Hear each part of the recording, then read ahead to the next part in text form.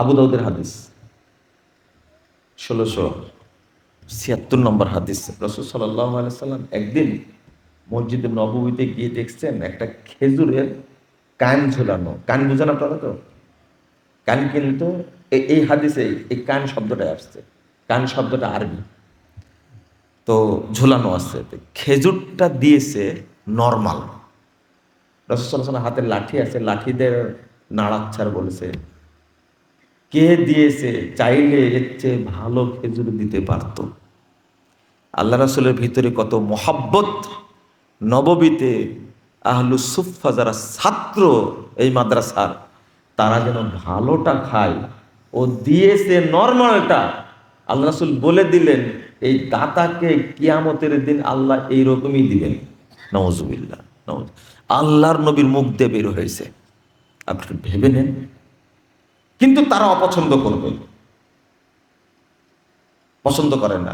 আর যদি প্রশাসনের লোক হয়, প্রশাসন বুঝতেন তো, মিস্টার পুলিশ বাহিনী, গোয়েন্দা বাহিনী, এরা যদি হয়, আর টুপিওয়ালা কোনো আলেমকে যদি দেখে, অধিকাংশই পুলিশ, কিছু ভালো আছে, এরা টুপিওয়ালাদের সাথে এত নোংরা খারাপ ব্যবহার করবে, মনে হয় এরা কেউ মায়ের পেটে জন্ম নেয়নি।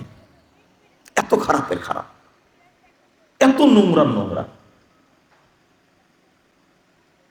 আর যদি বড় জেনারেল শিক্ষিত হয়, পর্দাকে পছন্দ করে না।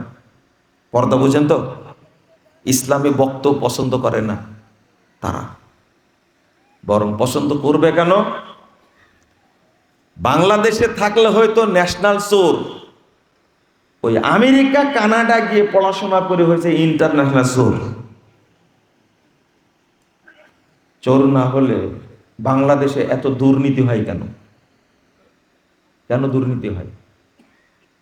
সব সেক্টরে যারা বসে আছে বাংলাদেশের, সবগুলো বড় বড় চোর।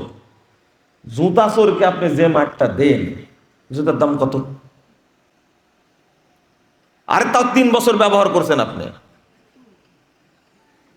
চুরি করেছে এই চোরটাকে যে মাঠটা দিলেন আপনি, ওই স্যান্ডেল বিক্রি করতে গেলে কেউ নেবে না। কিন্তু সবচেয়ে বড় চোর যে 5,000 কোটি টাকা চুরি করেছে, ওকে বলেন স্যার, তাই না? যে যত বড় চোর বাংলাদেশের, সে তত বড় স্যার সারা বাংলাদেশ। এই যে পদ্মা সেতু তৈরি করেছেন একটা, এর খরচ হয়েছে 20,000 কোটি টাকা, আর খরচ দেখানো হয়েছে 50,000 কোটি টাকা। বলেন তো কত হাজার চুরি করেছে? কত হাজার? মাত্র বলেন, মাত্র 30,000 কোটি টাকা চুরি করেছে, বেশি তো করেনি। আপনারা বলেন তো, এরা কেউ কি অশিক্ষিত, অল্প শিক্ষিত, আধা শিক্ষিত নাকি? সবগুলো উচ্চ শিক্ষিত।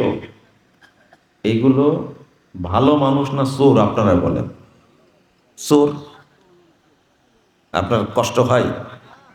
কষ্ট হয়। চোর বলবেন তাই বলে? ওকে চোর বলা উচিত না। এক চোর একটা ব্যাংককে ফতুর করে দিয়েছে। দেশের বাহিরে 621টা বাড়ি পাওয়া গেছে তার। ও কয় বাড়িতে থাকবে বলেন তো দেখি আমাকে? এ কি অশিক্ষিত? আর একজন মন্ত্রী, প্রতিমন্ত্রী, আপনি চিন্তা করেন, এত বড় চোর জন্ম হয়েছে, এই শিক্ষা লাভ করে কি হয়েছে আমাকে বুঝান তো দেখি। বড় চোর পয়দা করেছে, ওর বাপ মা ওকে জন্ম দিয়ে ভুল করেছে। এটা আল্লাহর গজব। আল্লাহ বলছেন 8 নম্বর আয়াত সূরা রোম, ইয়ালামুনা, 7 নম্বর আয়াত, ইয়ালামুনা যাহিরাম মিনাল হায়াতিদ দুনিয়া ওয়া হুম আনিল আখিরাতি হুম গাফিলুন। তারা দুনিয়াবি জ্ঞান সম্পর্কে অনেক জানে, কিন্তু আখিরাতের ইলমে কি? গাফিল। এটা হলো ইহুদি খ্রিস্টান কাফেরদের স্বভাব। আপনার মধ্যে এটা কেন?